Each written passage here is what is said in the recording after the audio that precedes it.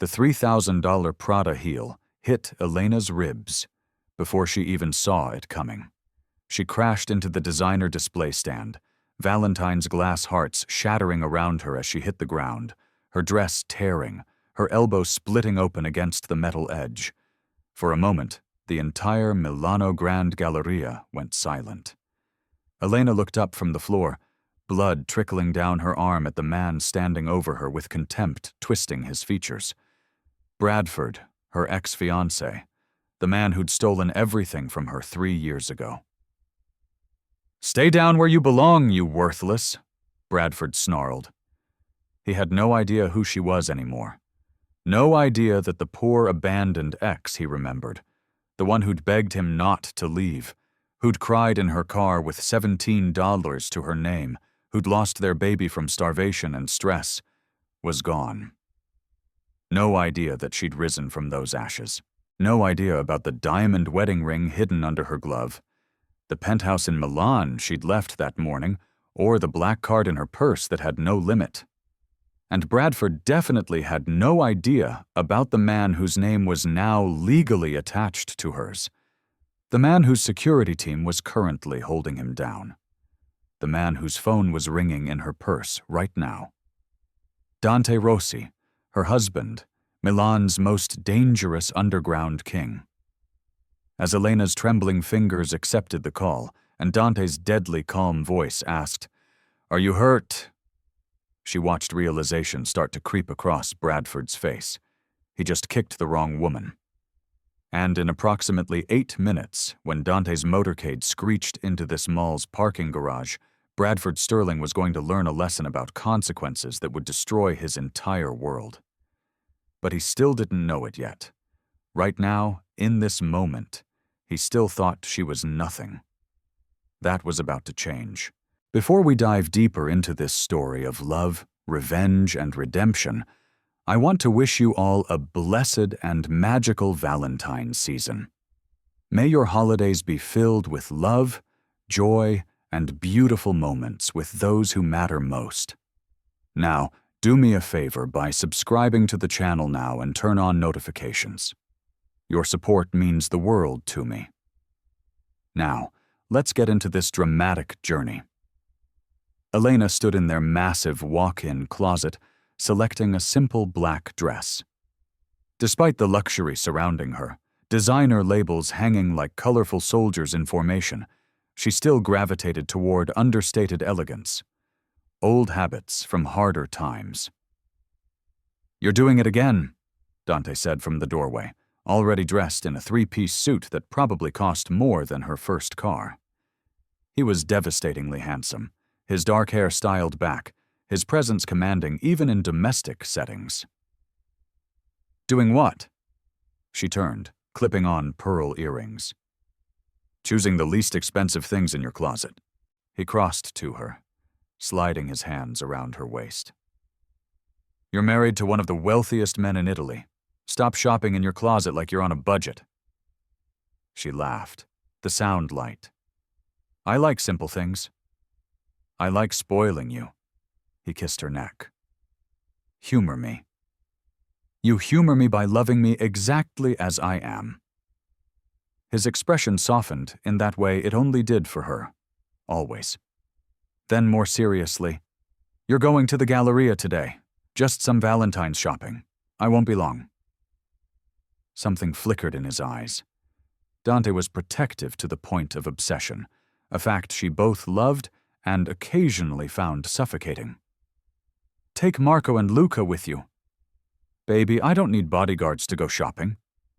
His jaw tightened. "Elena, you know what I am, what I do. You know the enemies that creates. You don't leave this house without security, non-negotiable." The steel in his voice was absolute. This was Dante Rossi, underground king of Milan, speaking, not just her husband. She cupped his face. "Okay, I'll take them." The tension left his shoulders. "Thank you." He checked his watch. Solid platinum. Simple but obscenely expensive. "I have a meeting. I'll be home by 7. We have dinner reservations at 8. "Where?" "It's a surprise." That dangerous smile again. Wear the red dress, the one I can't stop thinking about removing. Heat flooded her cheeks even as she smiled. You're insatiable. Only for you. One more kiss, deep and thorough, before he left her breathless in their closet. 2 hours later, Elena walked through the Milano Grand Galleria with Marco and Luca maintaining a discreet distance. The mall was a cathedral of wealth. Marble floors reflecting crystal chandeliers, every store a monument to excess. Valentine's decorations sparkled everywhere, red and pink, elegant and expensive. She just exited a boutique, bags in hand, when she saw him. Bradford, her ex-fiancé, the man who'd left her homeless and pregnant, the man who'd stolen her savings and disappeared. The father of the baby she'd lost from stress and malnutrition 2 weeks after he abandoned her. He was leaning against a Gucci display, laughing with a woman dripping in designer labels. He looked exactly the same. Same cocky smile, same expensive taste funded by other people's money, same entitled swagger. Elena's hands trembled. The bags nearly slipped from her grip. 3 years. She'd thought she was over this, thought she'd healed. But seeing him brought everything back. The pain, the betrayal, the nights crying in her car. The morning she woke in a pool of blood, losing the baby alone. She should walk away, turn around, leave. But her feet were rooted to the marble floor. Bradford looked up. Their eyes met for a moment. Nothing. Then recognition flashed across his face, followed by shock, then something uglier. Contempt. He whispered something to the woman, then started walking toward Elena. Every instinct screamed at her to run, but she was frozen. Well, well, Bradford drawled as he approached, that familiar, condescending tone making her skin crawl. Elena didn't expect to see you here. Thought you'd be at the thrift stores where you belong. She found her voice. Bradford, I have nothing to say to you. What's wrong? Still bitter? He looked her up and down, his expression mocking. Though I see you've cleaned up a bit, found some desperate man to pay your bills, that's always been your talent, hasn't it? Playing victim until some fool takes pity on you. The words hit like physical blows. Marco and Luca were moving closer, sensing trouble. You left me with nothing, Elena said quietly, hating how her voice shook. You stole everything from me. Bradford laughed loud enough to draw attention. Stole? Baby, I liberated myself from a parasite. Best decision I ever made. You were always so needy, so pathetic, expecting me to take care of you like you couldn't handle your own life. I was pregnant with your child. Was I supposed to care? His eyes were cold. I told you from the beginning I didn't want kids. You probably got pregnant on purpose trying to trap me. Thank God I got out when I did. Elena's vision blurred with tears she refused to let fall. The woman Bradford had been with approached, linking her arm through his possessively. Is this her? The woman asked, looking Elena up and down with barely concealed disgust. The ex you told me about? The one who stalked you? Stalked? Elena's voice rose. I never... Don't make a scene, Bradford cut her off. You're embarrassing yourself as usual. He turned to leave, dismissing her completely. Something in Elena snapped. 3 years of pain, of rebuilding herself from nothing, of nights wondering why she hadn't been enough. You destroyed me, she said, her voice breaking. I lost everything because of you. Our baby died because... Bradford spun back, his face twisted with rage. Don't you dare try to guilt me with that lie. It's not a lie. I lost our baby because I was starving and homeless and... Shut up! He moved toward her aggressively. Marco stepped between them instantly, his hand inside his jacket where Elena knew he kept his gun. Luca had his phone out, likely calling Dante. Bradford barely glanced at them. What? You hired some Italian muscle to make you feel important? How much are you paying these guys to pretend you matter? Sir, step back, Marco said in heavily accented English, his voice deadly calm. Or what? Bradford pushed forward. It happened so fast. Bradford shoved Marco, trying to get to Elena. In the scuffle, his hand connected with Elena's shoulder hard enough to send her stumbling backward. She hit a display stand, crying out as she fell. Merchandise scattering, her bags flying. The mall went silent. Elena looked up from the floor, her elbow bleeding where it had hit the metal stand, her dress torn at the shoulder. Bradford stood over her, his face red with rage. Stay down where you belong, you worthless. He didn't finish the sentence. Marco had him on the ground in 2 seconds, arm twisted behind his back. Luca was helping Elena up, his face pale with fear, not for himself, but for what was coming. Because Dante was going to lose his mind. Ma'am, are you hurt? Luca asked in Italian, then English.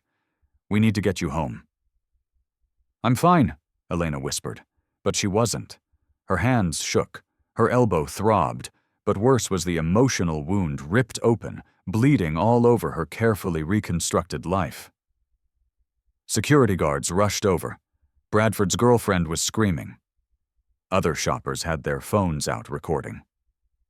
Let me go, Bradford shouted, struggling against Marco's hold. She's crazy. She attacked me. Sir, we have video, one of the security guards said, gesturing to the mall cameras. We saw everything. You assaulted this woman. That daughter was harassing my boyfriend, the girlfriend shrieked. Elena's phone rang. Dante's name flashed on the screen. Her hand trembled as she answered. Hello? Are you hurt? His voice was eerily calm, which was somehow more terrifying than if he'd been yelling. I'm okay. Just a scratch. Don't lie to me, Elena. Are you hurt? My elbow is bleeding. I fell, but I'm fine. Really. Who touched you? She closed her eyes. Who touched you? My ex-fiancé, Bradford. But it's fine. Security has him. Put Luca on the phone. She handed the phone over with shaking hands. Watched as Luca's expression went from nervous to absolutely terrified as he listened to whatever Dante was saying. He responded in rapid Italian, too fast for her to follow with her intermediate skills, then handed the phone back. Baby, she said softly. I'm 10 minutes away. His voice was pure ice. Don't let him leave. If security tries to release him, tell them who you are. Use my name. Dante, please don't do anything. He put his hands on you. He hurt you. There is no world in which that man walks away without consequences. The line went dead.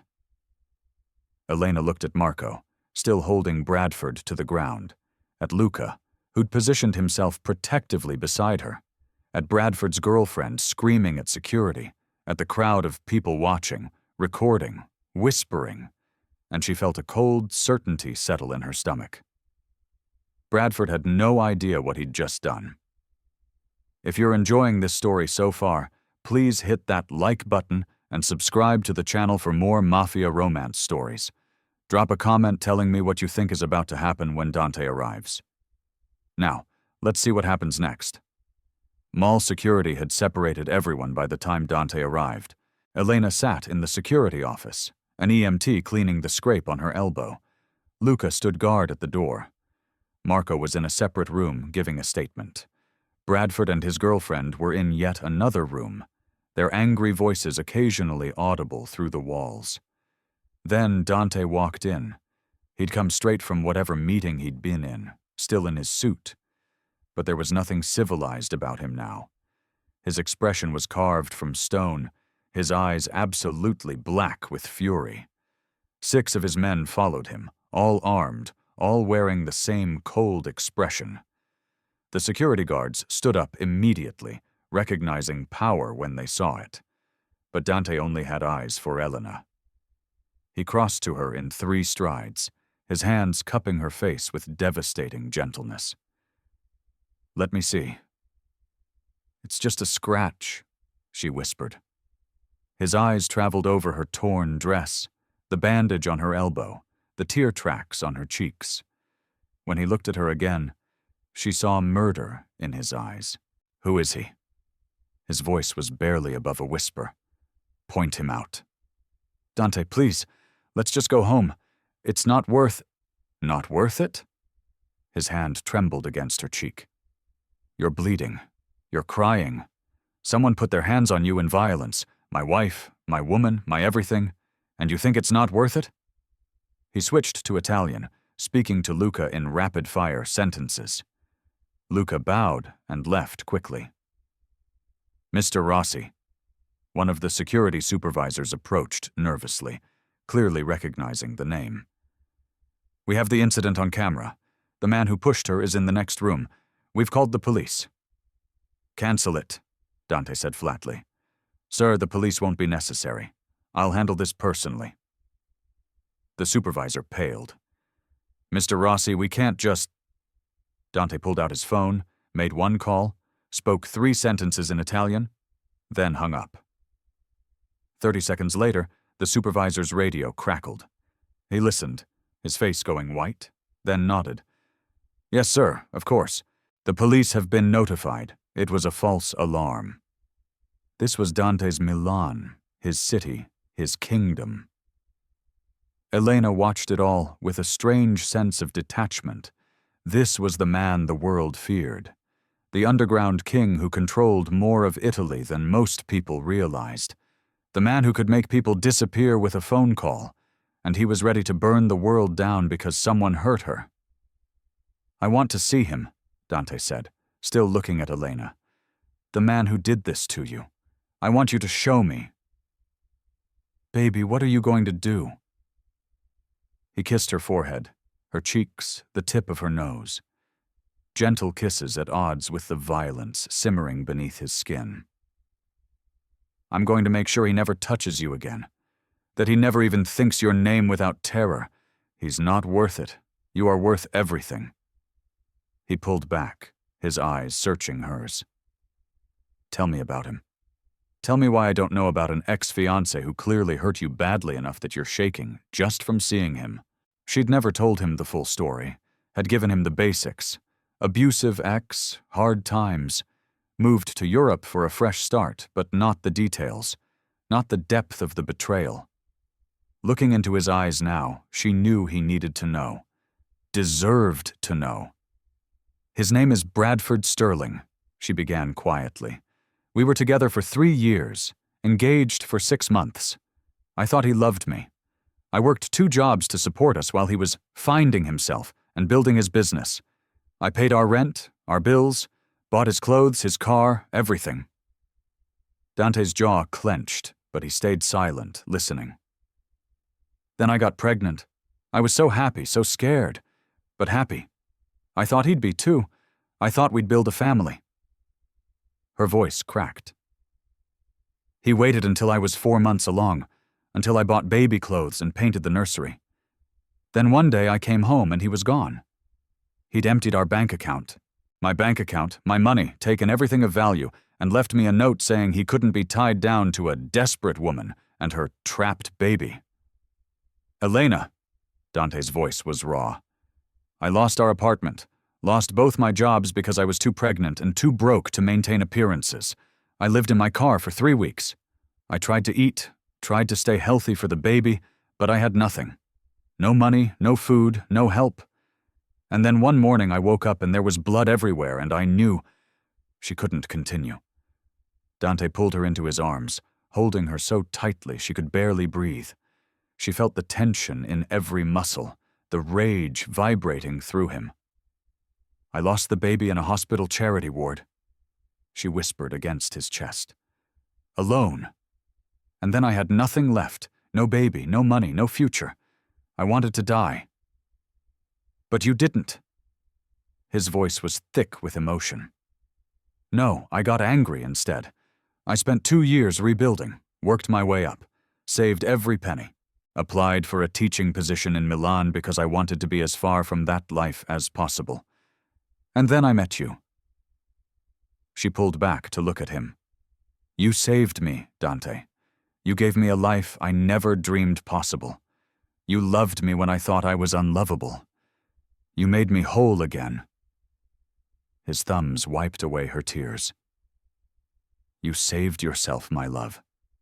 You were already whole when I found you.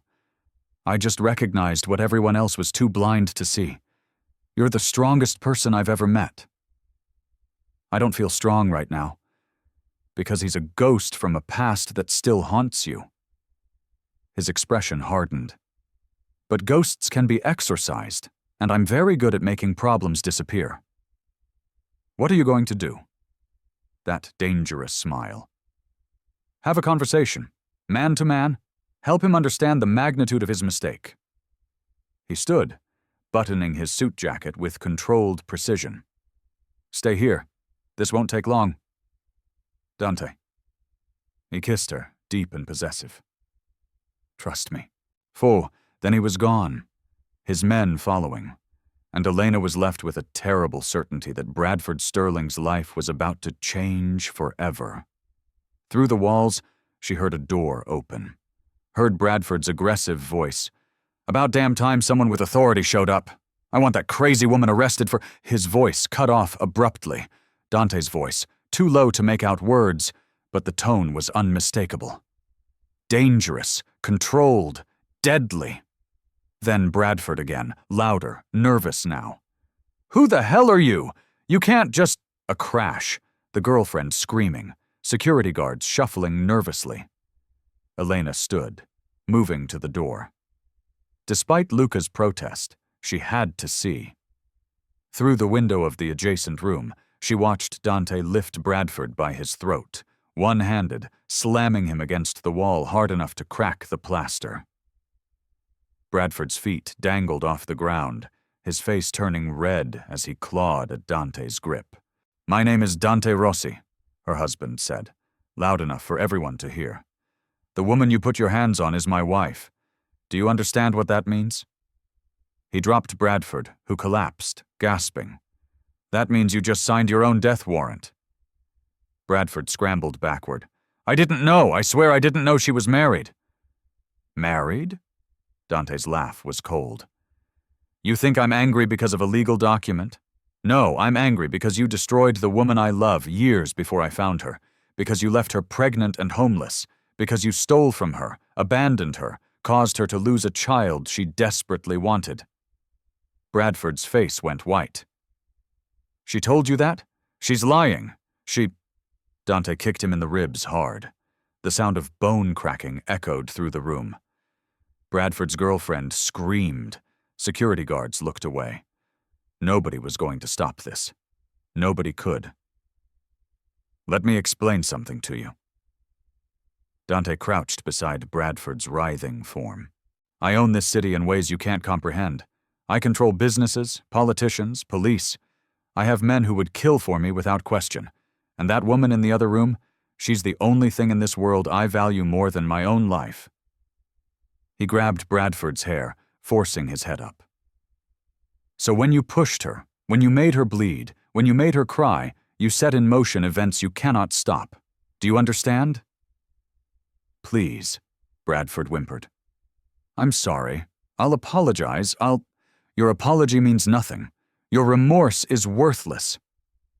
Dante released him with disgust. "But I'm not going to kill you. Death would be too easy." He stood, straightening his suit jacket. "Matteo, pull up his information." One of Dante's men pulled out a tablet, fingers flying over the screen. Bradford Sterling, age 32, works at Sterling Investment Firm, his father's company. Current salary $275,000. Trust fund worth approximately $1.2 million. Engaged to Tiffany Vanderbilt, daughter of Vanderbilt Technologies CEO. Dante smiled. "Interesting. Does Daddy know his son is a con artist who preys on vulnerable women?" Bradford's eyes widened in terror. "No, please don't." "Does your fiancé know about Elena? About the baby you abandoned?" "Please. By morning, everyone will know." Dante pulled out his phone. Your father will receive documentation of every cent you stole from Elena. Your fiancé will receive a detailed timeline of your relationship with Elena, including medical records from her miscarriage. Your employer, oh wait, that's your father too, will receive testimonies from 3 other women you've conned. Yes, I had you investigated in the last 20 minutes. Modern technology is remarkable. Bradford was sobbing now. You can't do this. You'll ruin my life. Your life? Dante's voice dropped to a deadly whisper. You ruined hers. She lost a child, lived in her car, starved, suffered while you spent her money on whatever meaningless pleasures you desired. So yes, Bradford, I'm going to ruin your life. I'm going to take everything from you. Your job, your family, your fiancé, your reputation, your money, all of it. He leaned down one more time. And every time you lose something, every time you feel desperate and hopeless and worthless, I want you to remember the woman you kicked in a mall today. I want you to remember that your destruction came because you were foolish enough to hurt someone I love. Dante straightened, addressing his men in Italian. They nodded, moving efficiently. Wait. Bradford struggled to his feet, clutching his ribs. What are you doing? You can't just... I can do anything I want. Dante's smile was pure ice. Welcome to my world. Enjoy your stay. It's going to last the rest of your life. He walked out without looking back, leaving Bradford's pleas echoing behind him. When Dante re-entered the room where Elena waited, his expression immediately softened. The monster disappeared, replaced by the man who loved her. Are you ready to go home? He asked gently. She should feel guilty, should protest, should tell him what he'd done was too much. But looking at him, remembering everything Bradford had taken from her, everything he destroyed, she felt only relief. Yeah, she whispered. Take me home. He gathered her carefully, as if she was made of glass, and carried her out of the mall. Behind them, Bradford's world was already beginning to crumble, and Elena let herself feel something she hadn't allowed herself in 3 years. Vindication. The drive home was silent. Dante held her hand the entire time, his thumb tracing circles on her palm, his jaw still tight with residual anger. Elena watched Milan pass by through tinted windows, the Valentine's lights blurring into streams of color. I canceled our dinner reservation, he said quietly. That's okay. I'll make you something at home, or we can order in. Whatever you want. I just want to be with you. His hand tightened on hers. You have me, always. When they arrived at the penthouse, Dante dismissed the staff, sent his guards to their posts, and led Elena to their bedroom. He unzipped her torn dress carefully, his fingers gentle on her skin.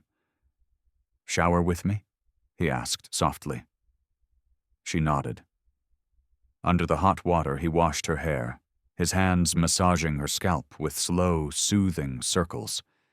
He cleaned her wounded elbow with careful attention, pressed kisses to her shoulders, her neck, her temple. No urgency, no demand, just tenderness. I'm sorry, she whispered. He turned her to face him, water streaming between them. For what? For never telling you the full story, for letting him affect me so much, for... Stop. His hands cupped her face. You have nothing to apologize for. Trauma doesn't have an expiration date. Pain doesn't disappear just because we want it to. You survived something devastating and you're allowed to still carry scars. Tears mixed with shower water. I thought I was over it. Healing isn't linear, my love. It's messy and complicated, and sometimes we take steps backward. But you're not alone anymore. You don't have to carry this by yourself. He kissed her forehead, her cheeks, her lips. I've got you. I'll always have you. They stood there for a long time, just holding each other under the water until Elena's trembling stopped and her breathing evened out. Later, wrapped in plush robes, they sat on their bedroom balcony overlooking Milan. Dante had ordered her favorite food, truffle risotto and osso buco from a place in Brera, and opened a bottle of expensive wine. "Eat," he encouraged, putting choice pieces on her plate. "You need your strength." She managed a few bites more to please him than from actual hunger. "What happens now?" she asked. "With Bradford?" Dante's expression hardened. "By tomorrow morning, his fiancée will have broken off their engagement. By noon, his father will have removed him from the company. By evening, his trust fund will be frozen pending investigation into fraudulent activities. Within a week, he'll be unemployable anywhere in his industry. Within a month, he'll be broke. And the money he stole from me, already seized from his accounts, you'll have it back with interest by Friday." He paused. "I also found the other 3 women he conned. They'll receive restitution as well." Elena set down her fork. "You did all that in 3 hours?" "I made some calls."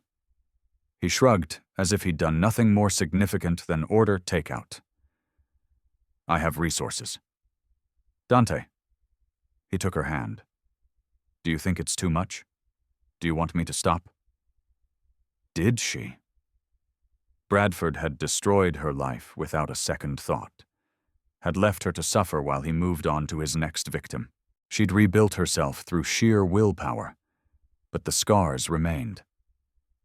"No," she said softly. "I don't want you to stop."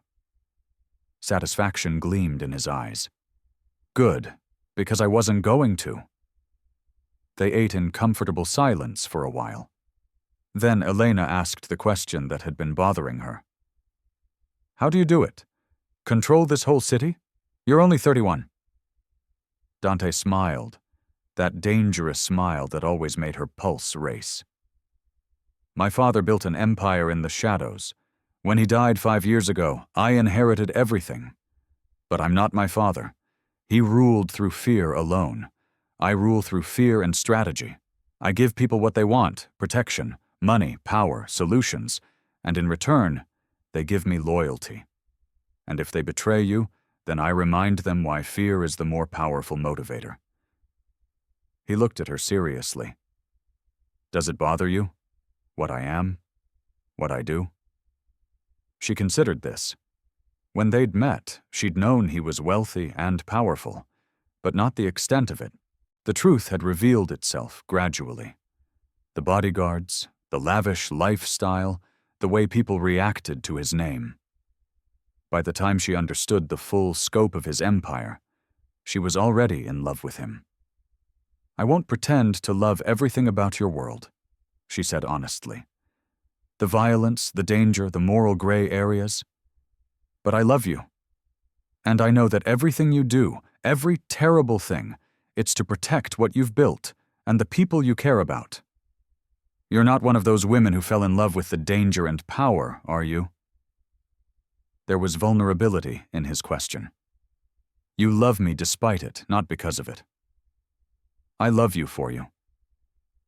She moved from her chair to his lap, wrapping her arms around his neck. "The man who brings me coffee in bed every morning, who learns English rom-com phrases to make me laugh, who holds me when I have nightmares, who makes me feel safe and cherished and valued. That's the man I love." He buried his face in her neck. "I don't deserve you. We deserve each other." She tilted his face up. "We're both survivors, Dante. We've both been through hell and came out stronger. That's why this works. We understand each other's scars." He kissed her then, deep and slow, pouring everything he felt into it. When he pulled back, his eyes were dark with emotion and desire. "I need you," he whispered. "I need to feel you. Know you're safe. Know you're mine. I'm here. I'm yours." He carried her inside, laid her on their bed with reverent care. Their lovemaking was slow and intense, a reaffirmation of everything they were to each other. Every touch was a promise, every kiss a declaration, every whispered word a vow. And when they finally lay tangled together, breathless and sated, Elena felt the last of the day's trauma release its grip on her heart. I love you, she whispered against his chest. He murmured back, my everything. Durfam. She fell asleep in his arms, safe and loved, while outside their penthouse, Dante's empire worked through the night to dismantle Bradford Sterling's entire existence. We're getting to the intense part now.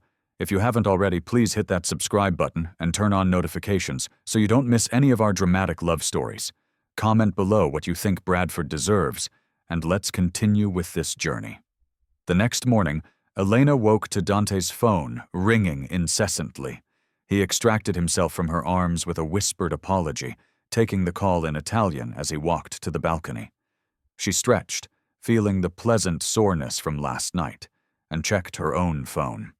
53 missed calls, 27 voicemails, hundreds of text messages. Her stomach dropped. The first text was from her friend Sarah back in the States. Girl, what the? You're married to a Mafia boss, and that's your ex getting destroyed on social media? Elena's hands shook as she opened Instagram. The top trending topic in Milan was Galleria incident. Someone had posted the security footage, the entire confrontation. Bradford pushing Marco, knocking her down, standing over her. The video had 17 million views and counting. But that wasn't the worst of it. Someone, probably one of Dante's people, had created a thread exposing Bradford's entire history. Bank statements showing the money he'd stolen from her, medical records from her miscarriage, testimonies from the other women he'd scammed, his engagement announcement next to a timeline proving he'd started dating Tiffany while still taking Elena's money. The internet was eviscerating him. Worse, someone had leaked Dante's identity. Photos of them together, their marriage certificate, articles about Dante Rossi's empire and influence. Oh God, Elena whispered. Dante returned, his expression grim. You've seen it. The whole world has seen it. Dante, your identity. It was going to come out eventually. He sat beside her, taking the phone from her trembling hands. I'm not concerned about that. I'm concerned about how you're handling this. Everyone knows everything about Bradford, the baby, my past. And they're on your side. He showed her his own phone. Look at the comments. Look at how people are responding. He was right. Thousands of comments poured in, overwhelmingly supportive. That man is trash. She deserves better and clearly found it. A Mafia boss husband with revenge on his mind? That's the dream right there. The way he picked her up and carried her out? That's love. Bradford Sterling trending for being exposed as a con artist? Good. Rot in hell, buddy. Elena, if you see this, you're a queen. Hold your head high. The fact that he kicked a pregnant woman he abandoned and then got shocked when her husband ruined his life. The audacity. More texts came through from former colleagues, friends, even some of Dante's business associates offering support. How are you so calm about this? Elena asked. Dante shrugged. Because controlling the narrative is part of controlling power. Yes, people now know I'm your husband. They know what I am. But they also know that I protect what's mine with absolute ruthlessness. That's not bad for my reputation. It's reinforcement. His phone rang again. He glanced at the caller ID and smiled coldly. Speaking of which, he answered in Italian, listened for a moment, then switched to English for Elena's benefit. Mr. Sterling. Yes, the senior Mr. Sterling. Thank you for calling. He put it on speaker. Mr. Rossi. An older man's voice, tight with fury and fear, came through. I'm calling to discuss my son. There's nothing to discuss. Your son assaulted my wife. Actions have consequences. He made a mistake. A regrettable mistake, certainly, but ruining his entire life. He ruined her life first. I'm simply returning the favor. What do you want? Money? A business deal? Name your price to make this go away. Dante's eyes met Elena's. You think I can be bought? Everyone can be bought, Mr. Rossi. I've been in business 40 years. I know how this works. Then let me educate you on how my world works. Dante's voice went cold. Your son stole from a vulnerable woman, left her homeless and pregnant, caused her to lose a child from stress and malnutrition. Then yesterday, he physically assaulted her in public. These are not mistakes, Mr. Sterling. These are patterns of behavior that reveal his character. She probably— Choose your next words very carefully, Dante interrupted, his tone deadly. Because if you disparage my wife in any way, I will extend my retribution to include you personally. Silence on the other end. Here's what's going to happen, Dante continued. Your son will issue a public apology to my wife and the other women he's conned. He will enter therapy to address his abusive tendencies. He will pay full restitution to all his victims. And he will never, ever come within 100 meters of my wife again. If he does, I'll consider it an act of aggression and respond accordingly. And if he does all this, then I might allow him to rebuild some semblance of a life. Might. I haven't decided yet. This is extortion. No, this is justice.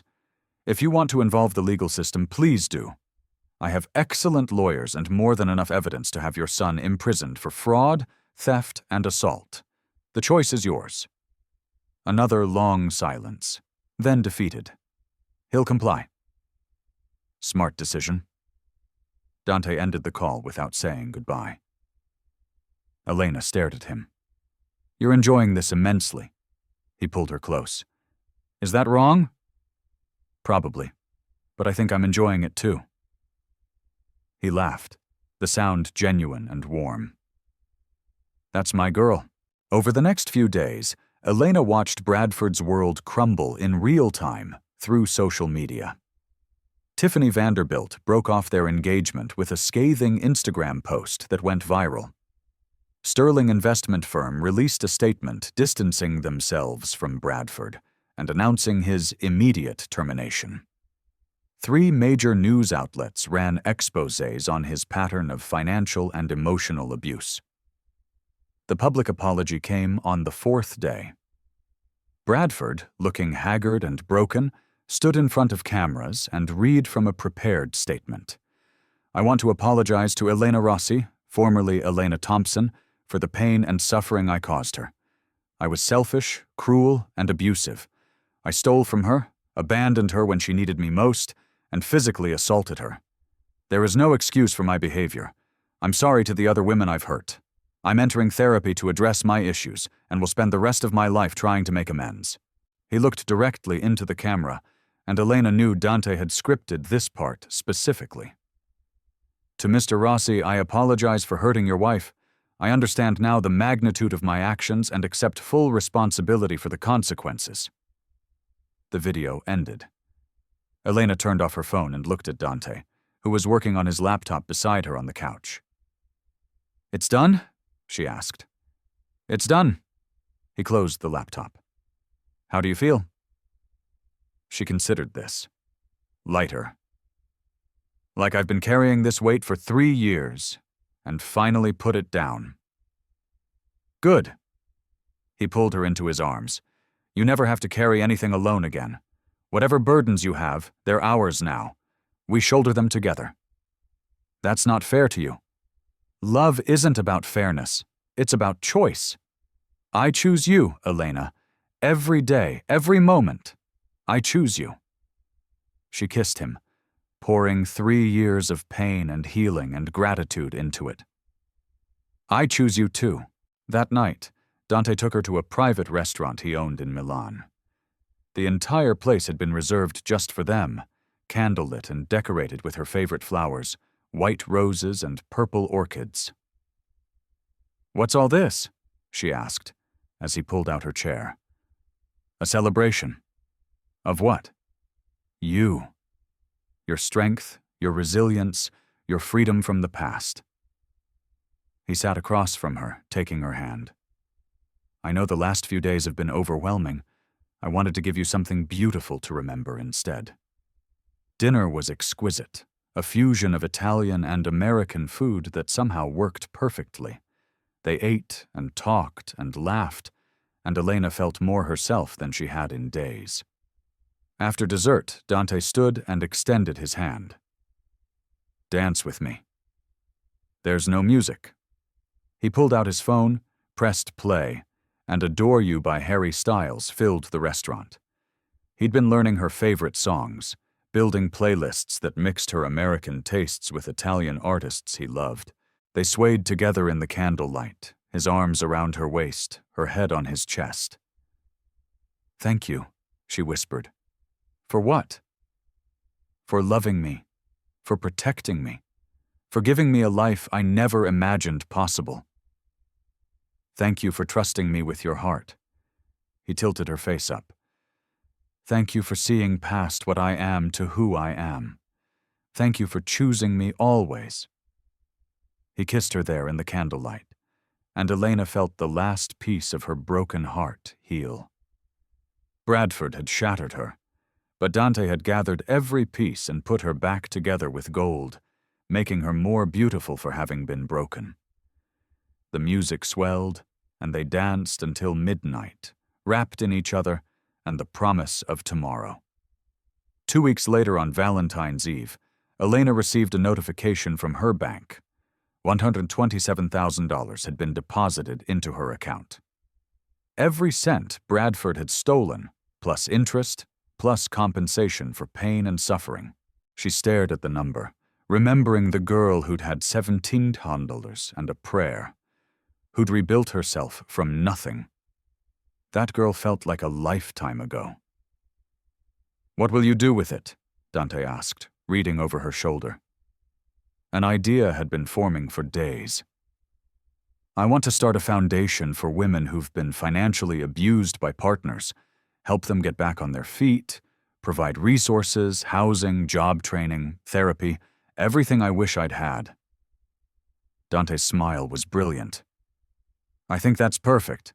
I'll match whatever you put in and help you set it up." "Dante, you don't have to." "I want to. We'll call it—" He considered. "The Second Chances Foundation, because everyone deserves a chance to rebuild." Elena's eyes filled with tears. "You're amazing." "I learned from the best." He pulled her close. "Come on, we have a Valentine's party to get to." That evening, Dante's penthouse filled with people, his business associates, her friends from the international school where she taught, even some of his crew members with their families. It was a strange mix of worlds, but somehow it worked. Sarah had flown in from the States and spent the entire evening gawking at everything. "Girl," she whispered to Elena in the kitchen, "your husband is fine and rich and obsessed with you, and he destroyed your ex. You're living the fan fiction life." Elena laughed. "It's pretty surreal." "Surreal? Elena, 3 years ago, you were sleeping in your car. Now you're married to the King of Milan, living in a penthouse that probably costs more than a small country. How did this even happen?" "I came to Italy to teach English. We met at a charity gala the school hosted. He bid an obscene amount of money for a date with me at the auction, and the rest is history." "He bid on you? $50,000 for one dinner?" Sarah's jaw dropped. "I'm sorry. What?" Dante appeared behind Elena, wrapping his arms around her waist. "Best investment I ever made." Sarah fanned herself. "And he's charming.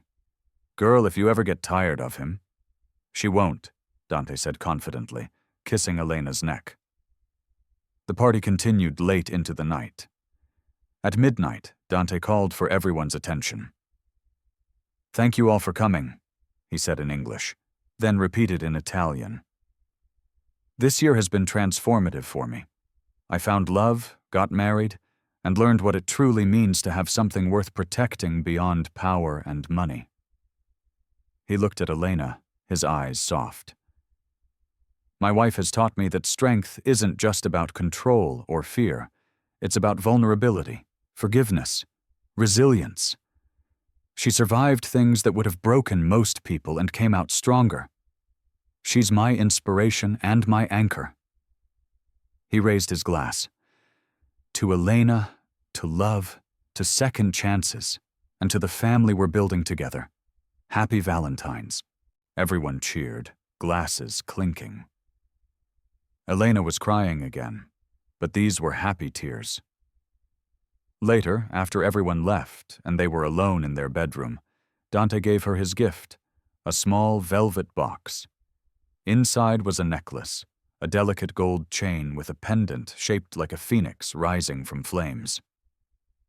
"You rose from the ashes of your old life," he said softly, fastening it around her neck. "You're my phoenix, beautiful, powerful, reborn." She touched the pendant, overwhelmed. "I love it, I love you. I love you more." He produced another box. "And I have one more thing." This box was larger. Inside was a leather portfolio. She opened it to find legal documents. "What is this?" "The deed to a building in Navigli for your foundation. It's already been renovated and furnished. You can start helping women as soon as you're ready." Elena couldn't speak, couldn't breathe. "Dante, this is too much." "It's not enough. It will never be enough to show you how much you mean to me." He cupped her face. "You wanted to help women who've been where you were. Now you can turn your pain into purpose, my love. Change lives the way you changed mine." She kissed him through tears, thanking him wordlessly for seeing her, understanding her, empowering her. They made love slowly that night, savoring each other, celebrating how far they'd come and the future stretching ahead. As Elena lay in Dante's arms afterward, watching snow fall on Milan through their bedroom windows, she thought about the journey that brought her here. The pain of betrayal, the darkness of loss, the slow climb back to herself. The unexpected love that changed everything. Bradford had tried to break her, had taken everything and left her with nothing. But she'd survived. She'd rebuilt, she'd risen. And now she was here, in the arms of a man who would burn the world down to keep her safe, starting a foundation to help other women rise from their ashes. "What are you thinking about?" Dante murmured, half asleep. "How grateful I am for all of it, even the bad parts, because they led me to you." "I'm the grateful one." He tightened his arms around her. "You gave me something I never thought I'd have. A home, not a house or a penthouse, but a real home. A place I want to return to every night. A person who makes me want to be better." "You are better. You're the best man I know." He laughed softly. "I'm a criminal, my love." "You're my criminal, and you have a good heart, even if you hide it under layers of intimidation and designer suits." "Only for you. Everyone else gets the intimidation." She smiled against his chest. "I can live with that." They drifted to sleep as Valentine's morning dawned. Two survivors who'd found each other against all odds, building a life from the ruins of their pasts. 3 months later, the Second Chances Foundation opened its doors. The building in Navigli was beautiful, modern, and welcoming, with housing for 20 women, job training facilities, therapy offices, and a child care center. Elena stood at the ribbon-cutting ceremony, Dante beside her, cameras flashing. "This foundation exists because I lived this experience," she said into the microphone. "I know what it's like to have nothing, to be abandoned by someone you trusted, to lose everything and wonder if you'll ever be whole again. But I also know that with support, resources, and belief in yourself, you can rise, you can rebuild, you can thrive." She looked at Dante. "I had to do it alone. But the women who come through these doors won't have to. We'll be here for every step of their journey." The first resident moved in that afternoon, a woman named Sophia who'd been left homeless with 2 kids after her husband emptied their accounts and disappeared. Elena helped her unpack, sharing her own story, offering hope. "You really came back from all that?" Sophia asked, tears streaming. "I did. And you will too. I promise." That night, Elena returned to the penthouse, exhausted but fulfilled. Dante had dinner waiting. He'd been taking Italian cooking classes to surprise her, and was actually getting good. "How was the first day?" he asked, setting bruschetta and pasta on the table. "Perfect. Overwhelming but perfect," she sat, accepting the food gratefully. "We already have 10 applications for the next month. We'll expand. Buy another building. Whatever you need. You've already given so much. And I'll give more. This is important, Dante. You're changing lives. That matters more than any business deal I could make." She reached across the table for his hand. "Have I told you today that you're amazing?" "Once or twice, but I never get tired of hearing it." They ate and talked about the Foundation's future, about the women they'd help, about the life they were building together. Later, as they prepared for bed, Elena's phone buzzed. An email from an unknown address. She almost deleted it, but something made her open it. It was from Bradford. Her heart stopped. "What is it?" Dante asked, noticing her expression. "Bradford emailed me." His expression darkened. "What does it say?" She read it aloud. "Elena, I know I have no right to contact you. I know I don't deserve any response, but I saw the news about your foundation and I wanted to say I'm proud of you. You took the worst thing I ever did and turned it into something beautiful. That's who you always were. Someone who found light in darkness. I'm sorry. I was too selfish and broken to see it.